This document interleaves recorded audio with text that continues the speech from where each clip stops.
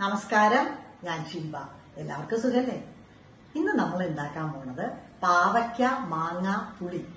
നല്ല മധുരവും എരിവും പുളിപ്പും പിന്നെ കയ്പും ഉള്ള ഒരു കറിയാണ്. നല്ല രുചിയുള്ള കറിയാണ്. നമ്മൾ ഉണ്ടാക്കിയിട്ട് വെളിയിൽ വെച്ചാൽ ഒരാഴ്ച ഒരു കേടുകൂടാതെ ഇരിക്കും. ഫ്രിഡ്ജിൽ വെച്ചാലോ ഒരു മാസമോ അതിൽ കൂടുതൽ സമയമോ കേടുകൂടാതെ ഇരിക്കും. അപ്പൊ അതിനായിട്ട് വേണ്ട ഇതേപോലത്തെ 2 പാവയ്ക്കയുടെ ഈ അറ്റം കട്ട് ചെയ്ത് കളഞ്ഞിട്ട് 4ആയിട്ട് ഇങ്ങനെ പൊളിച്ച് കട്ട് ചെയ്ത് വച്ചതാണ് ഈ കാണുന്നത്. 2 പാവയ്ക്ക മുറിച്ചതാണ്. അതേപോലെ ഒരു കിളിമൂക്ക് മാങ്ങ, പാലക്കാട് സൈഡിൽ കാണുന്ന മാങ്ങയാണ് കിളിമൂക്ക് മാങ്ങ. കേട്ടോ, നല്ല വലിയ മാങ്ങയായിരിക്കും. പക്ഷെ ഇതുപോലത്ര വലിയ മാങ്ങയല്ല, ഞാൻ എടുത്തത് ഒരു ചെറിയ മാങ്ങയാണ്. അത് ഏറെക്കുറെ ഈ പാവയ്ക്കയുടെ അത്ര തന്നെ കഷ്ണം ഏകദേശം ഉണ്ടാവണം. അത് ഒത്തിരി വലിപ്പത്തിൽ തീരെ ചെറുതാവരുത്. തീരെ ചെറുതായി മുറിച്ചു കഴിഞ്ഞാൽ അതൊക്കെ ഉടഞ്ഞു പോകും കഷ്ണങ്ങൾ. അപ്പൊ പാവയ്ക്കയുടെ വലിപ്പം എന്താ, കഷ്ണത്തിന്റെ വലിപ്പം ഇതാണ് കണ്ട. അങ്ങനെ 4ആയി മുറിച്ചിട്ട് കട്ട് ചെയ്തെടുത്താണ്. അപ്പൊ ഏറെക്കുറെ രണ്ടും ഏകദേശം ഒരുപോലെ വരണം, അത്രയേ ഉള്ളൂ. അങ്ങനെ നമ്മൾ മുറിച്ചു വെച്ചിട്ടുണ്ട്. പിന്നെ അതുപോലെ അപ്പൊ ഈ കറിയിൽ പുളിക്ക് വളരെ മുൻതൂക്കമാണ്. അതുകൊണ്ട് തന്നെ ഞാൻ എന്താ ഒരു ഓറഞ്ച് വലിപ്പത്തില് കണ്ടോ, ഒരുവിധം വലിപ്പമുള്ള ഒരു ഓറഞ്ച് വലിപ്പത്തിലാണ് പുളി എടുത്തിരിക്കുന്നത്. ആ പുളി ഞാൻ എന്താ 1 ഗ്ലാസ് വെള്ളത്തിൽ ഇട്ടിട്ടുണ്ട്. അപ്പൊ ഇത്തിരി നേരം കിടന്ന് കുതിർന്നിട്ട് ഇത് പിഴിഞ്ഞ് എടുക്കണം. ഇനി നമ്മൾ ഉണ്ടാക്കാനായിട്ട് ഒരു ചട്ടിയിൽ ഉണ്ടാക്കുക നല്ലത്. നമ്മൾ പുളിയിഞ്ചിയുടെ ഒക്കെ ഒരു മട്ട് വരുന്ന ഒരു കറിയാണിത്. അപ്പൊ അതിനെപ്പോഴും പുളിയിഞ്ചിയൊക്കെ ഇങ്ങനെ ചട്ടിയിൽ ഉണ്ടാക്കിയാൽ നന്നായിരിക്കുമല്ലോ. അപ്പൊ ഞാൻ ആദ്യം അതിനെ സ്റ്റൗ ഓൺ ചെയ്തു. വെളിച്ചെണ്ണയിൽ ഉണ്ടാക്കുകയാണ് കേട്ടോ സ്വാദ്. അപ്പൊ ഒരു 2 ടേബിൾ സ്പൂൺ വെളിച്ചെണ്ണ, കാരണം ഇത്തിരി കൂടുതലുണ്ട് കറി. 2 പാവയ്ക്കയും ഇത്തിരി വലിപ്പമുള്ള മാങ്ങ എടുത്തിരിക്കുന്നത്. അപ്പൊ 2 ടേബിൾ സ്പൂൺ വെളിച്ചെണ്ണയാണ് ഒഴിച്ചേക്കുന്നത്.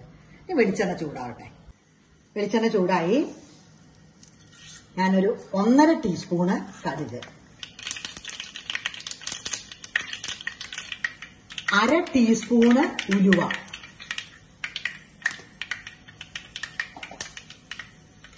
ഉലുവ മൂത്ത് ഒന്ന് ഗോൾഡൻ ബ്രൗൺ കളർ ആവുമ്പോ ഒരു 4 ഉണക്കമുളക് മുറിച്ച് വെച്ചേക്കുന്നതാണ്, 4 തണ്ട് കരിവേപ്പില,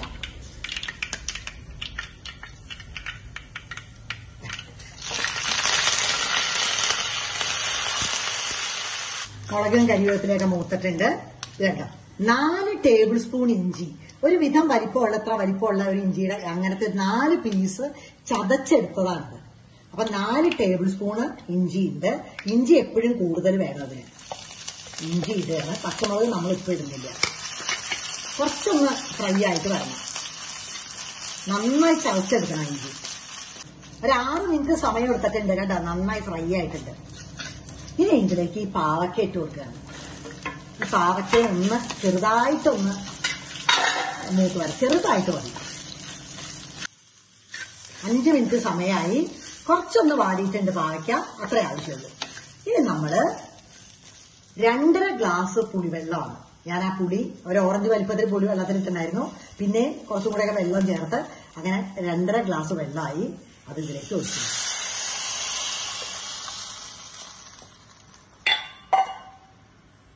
ഇനി നമ്മൾ മുറിച്ചു വെച്ച മാങ്ങ കഷ്ണം ഇടാം.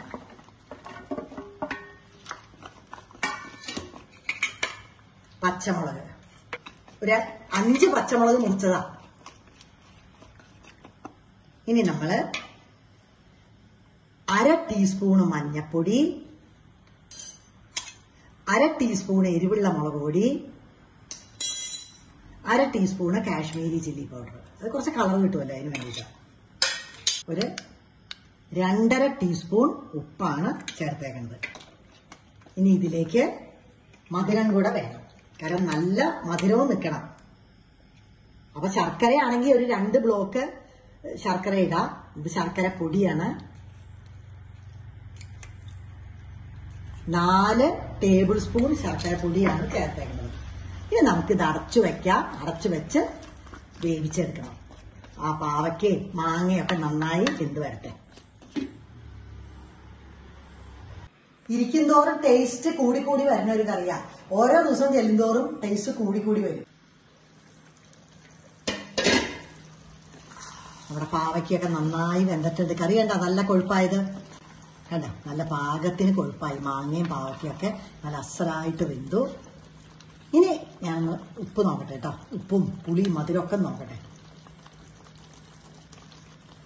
മധുരം കുറച്ചുകൂടെ ആവാം. ഒരു 1.5 ടേബിൾ സ്പൂൺ കൂടെ ശർക്കരപ്പൊടി ഞാൻ ചേർക്കുകയാണ്.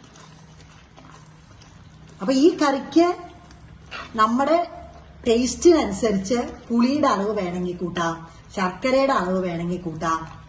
ഈ കറിക്ക് ഇത്ര കട്ടി വേണ്ടാന്നുണ്ടെങ്കിൽ കുറച്ചുകൂടെ വെള്ളം ചേർക്കാട്ടോ. ഞാൻ തീ ഓഫാക്കുകയാണ്. അങ്ങനെ നമ്മുടെ കറി റെഡിയായി. പാവയ്ക്ക മാങ്ങ കറി പുളി. പാവയ്ക്ക മാങ്ങ പുളി എന്ന് പറയാൻ നല്ലത്. ഇതുപോലെയുള്ള കിടിലൻ റെസിപ്പികളൊക്കെ എൻ്റെ ഫ്രണ്ട് ഗിരിജയാണ് എനിക്ക് പറഞ്ഞു തരാറ്. ഇത് പറഞ്ഞു തന്നതും ഗിരിജ തന്നെയാണ്. അപ്പോൾ വലിയ ബുദ്ധിമുട്ടൊന്നും ഇല്ലാതെ ഉണ്ടാക്കിയെടുക്കാൻ പറ്റുന്ന കറിയാണ്. ജോലിക്കൊക്കെ പോകുന്നവർക്ക് ഇതുപോലെ ഒരു കറി ഉണ്ടാക്കി വെച്ച് കഴിഞ്ഞാൽ നല്ല സൗകര്യമായി. ഫ്രിഡ്ജിൽ വെച്ച് കഴിഞ്ഞാൽ കറിയൊന്നും വെക്കാൻ പറ്റാത്ത സമയത്ത് സുഖം. ഇത് ശരിക്കും തൈരിന്റെ കൂടെയാണ് ഏറ്റവും നല്ല കോമ്പിനേഷൻ. ചോറും തൈരും ഈ കറി ഉണ്ടെങ്കിൽ വേറെ ഒന്നും വേണ്ട. അതുപോലെ വേറൊരു കാര്യം, ഇവിടെ പച്ചമാങ്ങയുടെ തോല് ഞാൻ കളഞ്ഞിട്ടില്ല കേട്ടോ. തോല് കളയേണ്ട ആവശ്യമില്ല.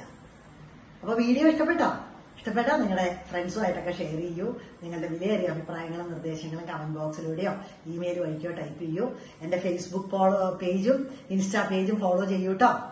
പുതിയ വീഡിയോ ആയിട്ട് ഉടനെ വരാം. നന്ദി, നമസ്കാരം.